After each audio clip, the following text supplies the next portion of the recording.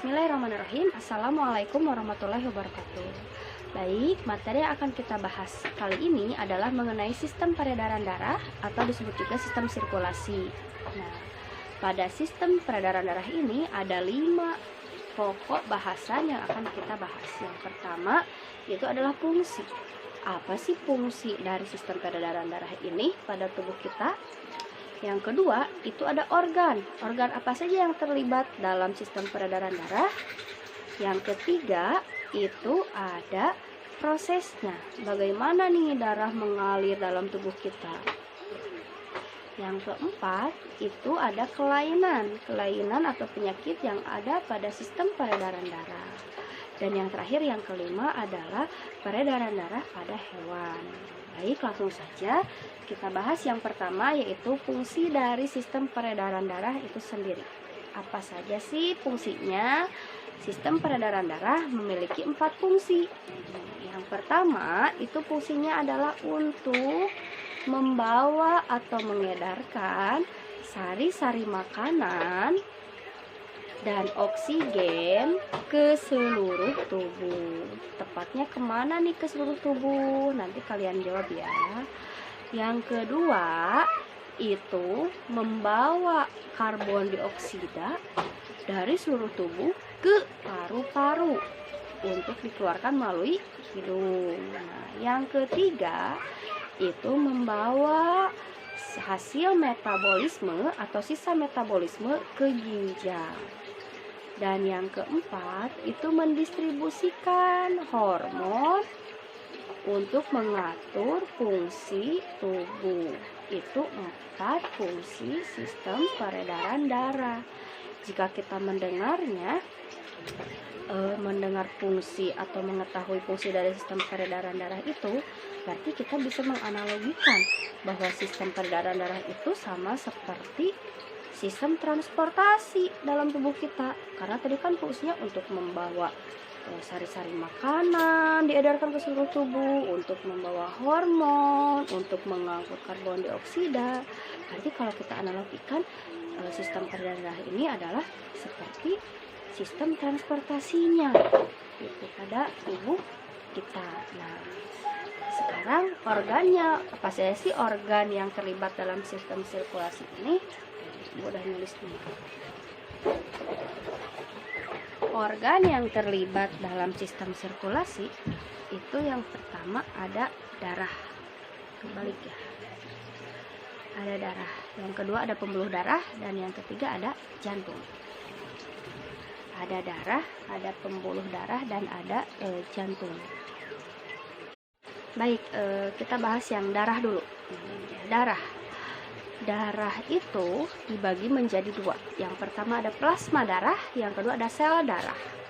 Plasma darah, seperti yang sudah Ibu sering jelaskan sama kalian, kalau kalian mendengar kata plasma, itu berarti cair. Berarti plasma darah itu adalah darah yang berbentuk cair.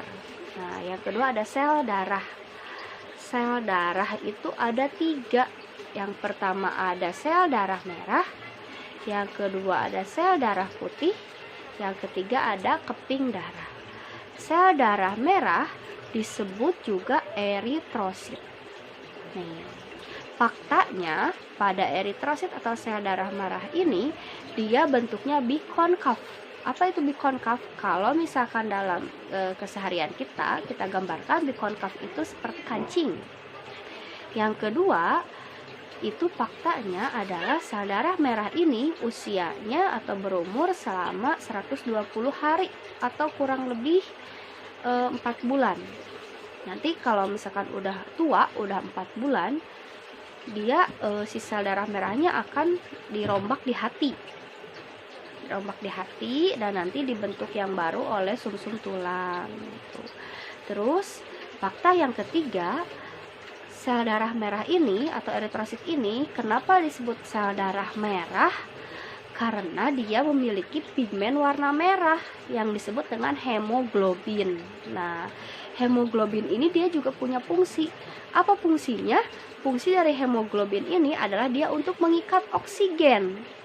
Mengikat oksigen, ketika keluar dari paru-paru, oksigennya diikat oleh hemoglobin.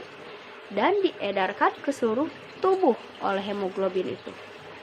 Nanti hemoglobin yang sudah mengikat oksigen namanya berubah menjadi oksihemoglobin. Berarti fungsi dari sel darah merah adalah untuk mengikat oksigen gitu. Kenapa nih sel darah merah mengikat oksigen? Karena sel darah merah memiliki hemoglobin ya. Terus yang kedua itu ada leukosit. Faktanya pada leukosit ini dia kenapa disebut sel darah putih? Karena inti selnya itu bening, tidak memiliki warna. Yang kedua, fungsi dari sel darah putih ini atau leukosit ini itu sebagai sistem pertahanan tubuh atau sistem imun untuk melawan penyakit yang masuk ke dalam tubuh kita. Nah, yang ketiga, fakta dari leukosit ini usianya itu adalah selama 12 hari. Bedakan kalau misalkan trombosit eritrosit mah itu usianya 120 hari, kalau leukosit mah usianya cuma 12 hari atau kurang lebih sekitar 2 minggu. Nah, leukosit ini dibagi juga menjadi dua. Ada granulosit, ada agranulosit. Kalau kalian mendengar kata granul, itu berarti ada titik-titiknya. Kalau kita bayangkan dalam kehidupan sehari-hari, itu ada titik-titiknya pada selnya. Yang granulosit, dia memiliki titik-titik atau bergranula.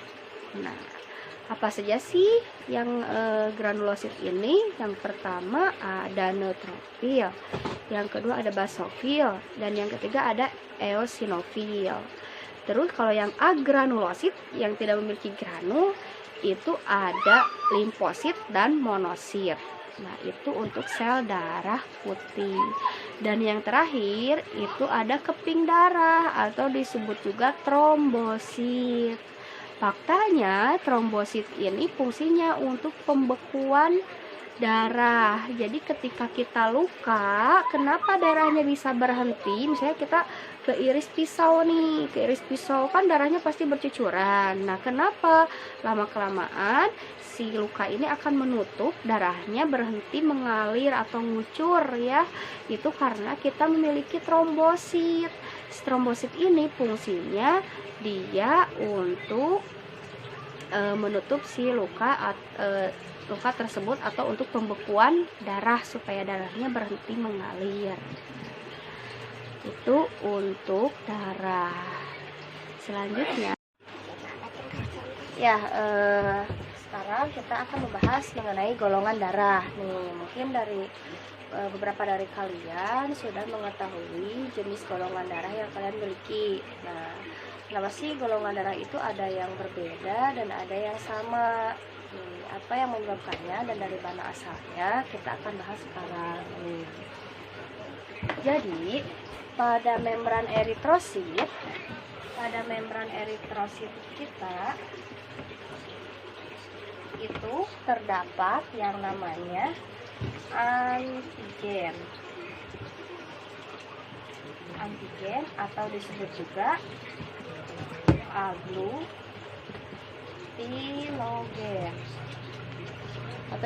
aglutinogen. Aglutinogen ini dia memiliki dua tipe, yaitu tipe A dan tipe B. Tipe A dan tipe B. Sedangkan pada plasma darah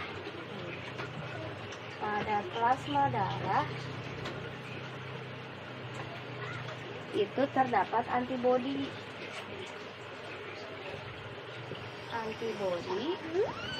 atau disebut juga aglutinin.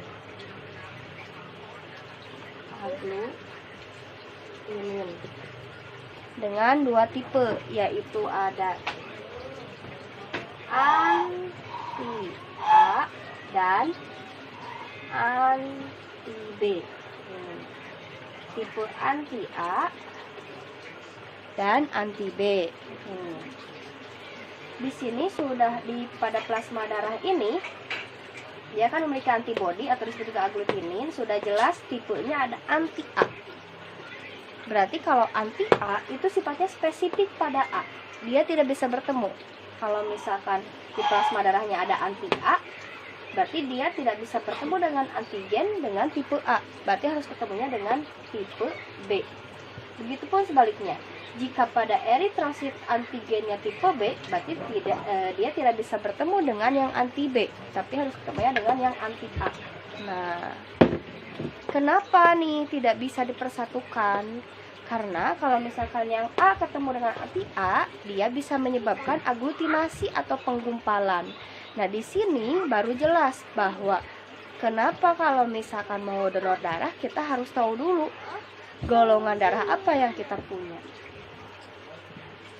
Jadi ini udah ada kotaknya nih, golongan darah. Golongan darah itu ada golongan darah dengan tipe A, B, O atau dan AB. Yang golongan darahnya A, pada eritrositnya dia memiliki antigen dengan tipe A, sedangkan pada plasma darahnya dia memiliki antibodi dengan tipe anti B. Sedangkan yang golongan darahnya B, antigennya adalah B dan antibodinya adalah anti A.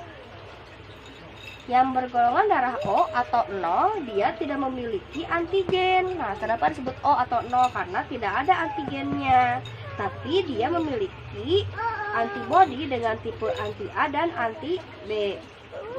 Sedangkan sebaliknya, yang bergolongan darah AB, dia memiliki antigen dengan tipe A dan tipe B dan tidak memiliki antibodi sama sekali. Ya, itu untuk golongan darah.